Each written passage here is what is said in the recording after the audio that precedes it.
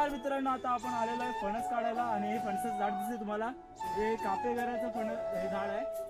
तर मी 2 फणस काढणार आता. आपल्याला कोणाला तरी पाठवायचे आणि आपल्याला खायचे पण खूप दिवसापासून खाल्लेले आहेत.